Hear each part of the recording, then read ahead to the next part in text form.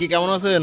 আলহামদুলিল্লাহ, আল্লাহ রাইছে বল। এই দোকান কি ইত্যাদির টাকায় হইছে? হ্যাঁ, ইত্যাদি টাকা হইছে। কেমন চলতেছে দোকান? ইনশাআল্লাহ ভালো চলতেছে। ভালো চলছে। আর এই ব্যানের ব্যবসা কি চলতেছে? হ্যাঁ, এটাও চলতেছে। দুইটাই চলতেছে। যাক আলহামদুলিল্লাহ, তাহলে ভালো আছেন না? হ্যাঁ, আলহামদুলিল্লাহ ভালো আছে। তাই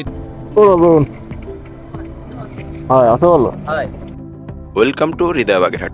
প্রিয় ভিউয়ার্স, চলে আসছি নতুন একটা ব্লগ ভিডিও নিয়ে। আর আজকে যাচ্ছি বাগেরহাট মোড়লগঞ্জের দৈবকাঠি ইউনিয়নের কেশরামপুর গ্রামে।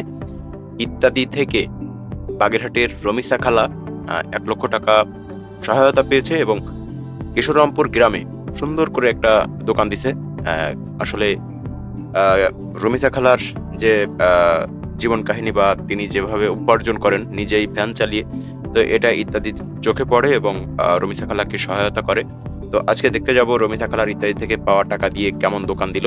তো ভিডিওটি সবাই শেয়ার করে দিবেন, কারণ এই দৈবকাঠি এলাকার অনেকেই আছে যারা প্রবাসে অথবা ঢাকায় বা দেশের বিভিন্ন প্রান্তে আছে কর্মের তাগিদে। তো তারা যখন এই এলাকার মনোমুগ্ধকর দৃশ্যগুলো তাদের চোখে পড়বে, তখন তাদের একটু হলেও ভালো লাগবে। তো যাই হোক, আমি আমার মতো করে তুলে ধরার চেষ্টা করছি। সবাই ভুল ত্রুটি ক্ষমা সুন্দর দৃষ্টিতে দেখবেন।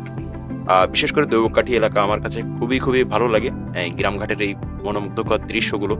আর এই রাস্তাটার তো জবাবই নাই। তো এই রাস্তার দিয়ে এখান থেকে চিংড়িখালি প্রায় 8 কিলোমিটার। তো এর আগে আমি চিংড়িখালির ভিডিও দিছি, নারকেল বাড়িয়ার ভিডিও দিছি, অনেক অনেক শেয়ার পেয়েছি, সবার অনেক সাপোর্ট পেয়েছি।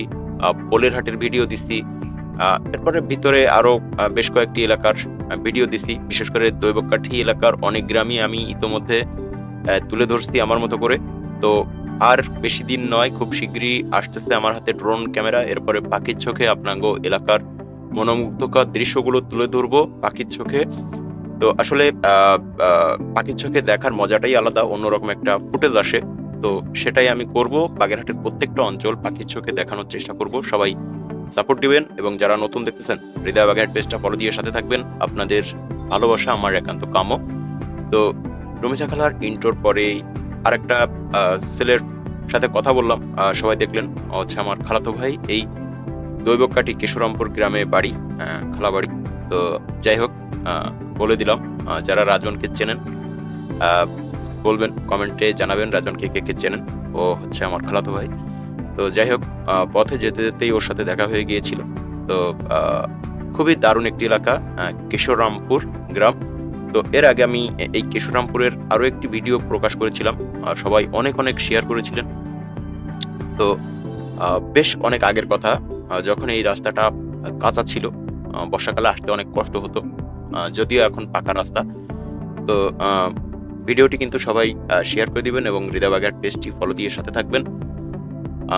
বিশেষ করে এই এলাকার যখন শীত মৌসুম, যখন ধান কাটে বা উঠায়, গ্রামের মনোমুগ্ধকর দৃশ্যগুলো মন ছুঁয়ে যায়। তো এই কারণেই আমি সবসময় চেষ্টা করি গ্রামঘাটের যে জিনিসগুলো এখন সচরাচর দেখা যায় না, বা শহরের মানুষগুলো যেসব জিনিসগুলো মিস করে, সেই সব দৃশ্যগুলো তুলে ধরার জন্য। যেমন বিভিন্ন ঘেরে মাছ ধরার দৃশ্য, ধান কাটার দৃশ্য, খেজুর গাছ কাটার দৃশ্য। তো আসলে সময় সুযোগে হয়তো অনেক কিছু মিস করি বা ক্যামেরায় ধরতে পারি না। তো এই কেশরামপুর গ্রামে কে কে আছেন কমেন্ট করে জানাবেন এবং ভিডিওটি সবাই শেয়ার করে দিবেন। তো আমাকে ওই বাগেরহাটের বিশেষ করে এই যে বেড়া, এই বেড়া যে জিনিসটা বা সীমানা, এই যে সুবরি গাছের পাল্লে বলে, সুবরি গাছের পাল্লে দিয়ে দেওয়া হয়।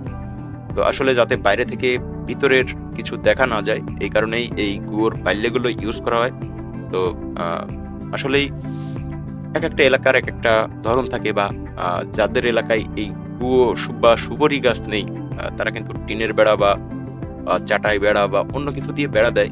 কারণ বাড়ির মা চাচি অথবা বাড়ির মেয়ে মানুষকে পর্দায় রাখতে এই ব্যবস্থাটা, আসলে যাতে রাস্তা থেকে বাড়ির ভিতরে দৃশ্য দেখা না যায়। তো কেশরামপুর গ্রামের খুবই দারুণ একটি মনোমুগ্ধকর হাই স্কুল। এই স্কুলটা আমি আগেও একবার এই গ্রামে যখন প্রথমবার ঢুকেছিলাম, এই স্কুলটার দৃশ্য তুলে ধরেছিলাম। স্কুলের সামনে ছেলেমেয়েরা খেলছে, খুবই দারুণ, খুবই দারুণ। আসলে ছেলেবেলা ফেলে এসেছি, এখন আর ইচ্ছা থাকলেও সেই বিকেলবেলার সেই আয়োজন করে ক্রিকেট, ফুটবল বা ব্যাডমিন্টন এগুলো খেলা হয় না, সময় সুযোগ মেলে না। তারপরেও মাঝে মধ্যেই শীতকাল আসলেই ব্যাডমিন্টন খেলার প্রতি একটু আলাদা রকম আকর্ষণ থাকে, যদিও সময় হয়ে ওঠে না। তো কেশরমপুর গ্রামের ভিতর চলে এসেছি, অনেকটা পথ। আর একটু সামনে গেলেই রমিসা খালার দোকান পাওয়া যাবে। তো এই রমিসা খালাকে কে কে চেনেন বা ইত্যাদিতে কে কে দেখেছেন, যারা দেখেন নাই ইত্যাদির অনুষ্ঠানটি দেখে নেবেন, ইউটিউবে আছে। বাগেরহাটের ইত্যাদি অনুষ্ঠিত হয়েছে বাগেরহাট মোংলা পোর্টে। এবং বাগেরহাটের এই রমিসা খালা খুবই কষ্ট করে জীবিকা নির্বাহ করেন, নিজেই ভ্যান চালান, বিভিন্ন রকম